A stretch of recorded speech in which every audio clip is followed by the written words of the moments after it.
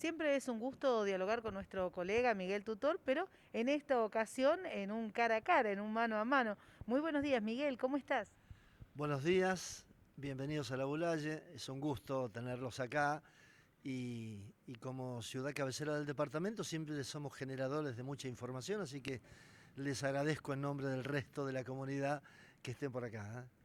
Bien, como decimos, siempre nos mantenemos en comunicación, siempre estamos colaborando en cuanto al material que surge desde la Baulalle para Levalle y desde Levalle para la Baulalle cuando así se amerita. Pero particularmente este es un tema muy interesante porque nos habla un poco también de nuestro rol, de nuestro papel como medios a la hora de cubrir una realidad, a la hora de poner de manifiesto una situación tan delicada como es hablar hoy por hoy de violencia de género, violencia intrafamiliar y demás. ¿Es así?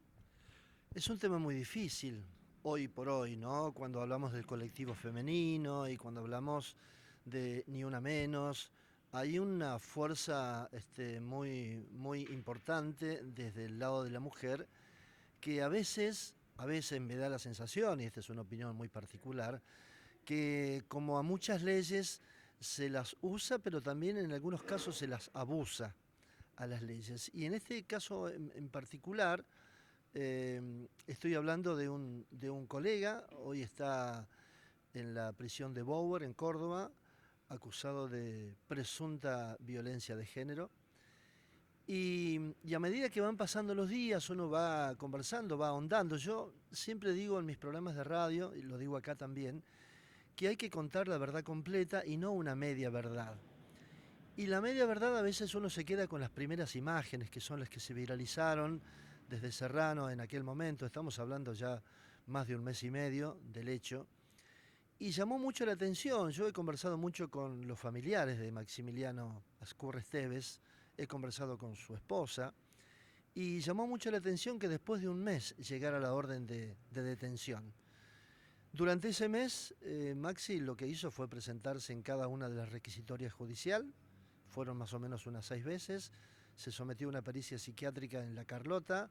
Bueno, en ningún momento ni huyó de la justicia ni le sacó el cuerpo a la responsabilidad de ser investigado, porque esto estamos hablando de una investigación en curso, más allá de lo que a veces la sociedad o parte de la sociedad pueda llegar a juzgarte previamente, ¿no? Como se suele usar. Así que es un tema que hoy por hoy está en el ojo de la tormenta. La Fiscalía de Instrucción solamente ha observado y se ha quedado con una parte. Y faltan todos los otros elementos de la defensa, ¿no? Que lleva adelante el doctor Raúl Palacios, pero que también la familia se ha puesto al frente conversando con los medios de comunicación, en este caso, por ejemplo, con nosotros, con Radio Mágica. Eh, Después de ese golpe visual que significaron las fotos y que mucha gente pensó que eran productos de una golpiza, en realidad fue producto de alguien que se colgó de un automóvil y se cayó. De un automóvil en funcionamiento, en marcha, se cuelga.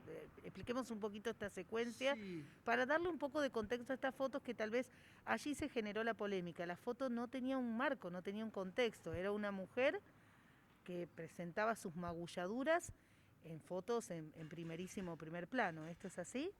sí, yo tengo la versión de su esposa, ¿sí? Eh, el tema es que habían acordado, porque cada vez que Maximiliano iba a llevar la hija, tienen una hija en común de 8 años, siempre se suscitaba algún problema de discusión, de gritos, de amenazas. Entonces, para evitar eso, Maximiliano llevaba a la nena a la casa de su mamá y después su expareja la pasaba a buscar. Ese día en particular, los estaba porque Maximiliano iba no solamente con la nena, iba con su esposa Vanessa, los estaba esperando en el acceso de Serrano con su automóvil. De ahí los sigue hasta la casa de la mamá de Maximiliano y en el momento en que va a bajar la hija, que venía descompuesta porque había comido algunas masitas que le habían caído mal, esa fue la motivación para generar la discusión. Esto es lo que me cuenta Vanessa Pérez.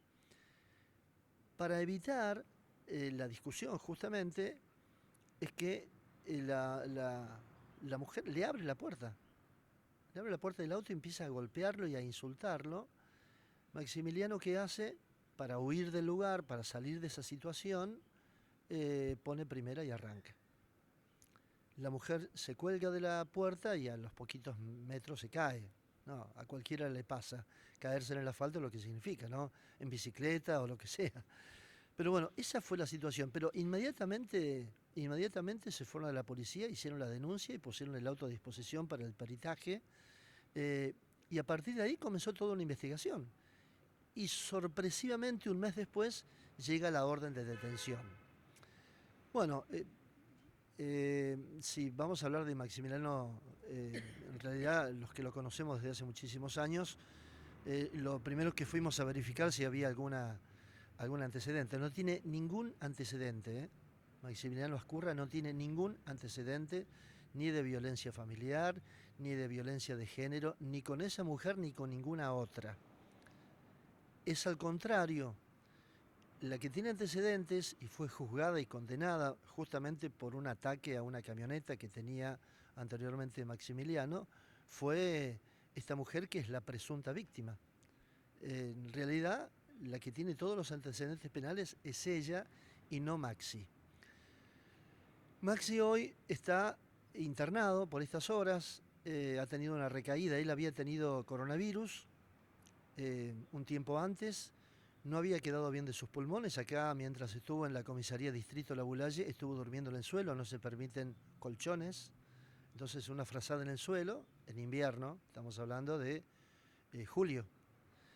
Y de ahí pasó al hospital porque tuvo una neumonía.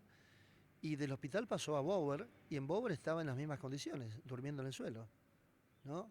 Y ahora está internado justamente en el hospital que pertenece al penal.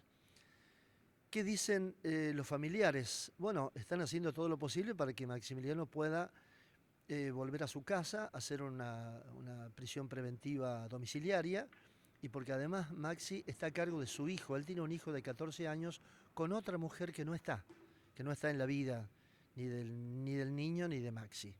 Entonces, él es el responsable de su hijo, que ahora ha quedado en manos de su esposa actual, de su pareja actual. Y además porque cuando la Fiscalía de Instrucción dicta una prisión preventiva es porque o hay inconvenientes en que pueda obstaculizar la investigación o porque hay indicios de fuga. Ninguna de estas cosas. Primero porque la presunta víctima es de Serrano y Maxi vive acá en La Bulaye. Y en ningún momento se le cruzó por la cabeza a Maximiliano huir, porque se presentó cada vez que la justicia requirió su presencia, ¿no? Así que bueno, es un tema de una investigación en curso, es un tema muy difícil, muy vidrioso, hay gente que está de un lado y del otro, como siempre ocurre en estos casos, y bueno, la sociedad de Serrano sabe quién es quién, y la sociedad de La Bulaye también sabe quién es quién. Y el resto de los opinólogos en las redes sociales, bueno, ya sabemos cómo es esto, ¿no? Pero lo que queremos decir es justamente que hay una investigación en curso y que es lo que estamos esperando para contar la verdad completa y no solamente una media verdad, ¿no?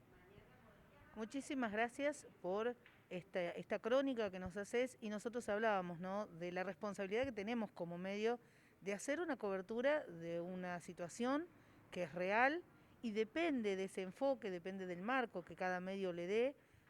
O nos ponemos de la vereda políticamente correcta o nos ponemos a graficar la verdad con todas sus aristas y con cada interpretación, que en definitiva es nuestra función periodística, ¿no?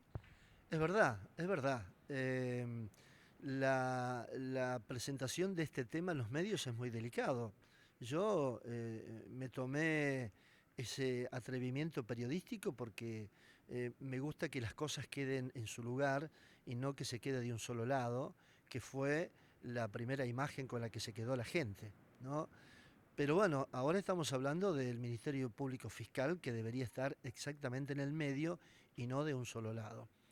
Y te agrego, la familia de la presunta víctima no está a favor de lo que la mujer hizo, al contrario, ellos lo conocen a Maximiliano, están a favor de Maximiliano y lo están acompañando simbólicamente, ¿no? A través de su familia.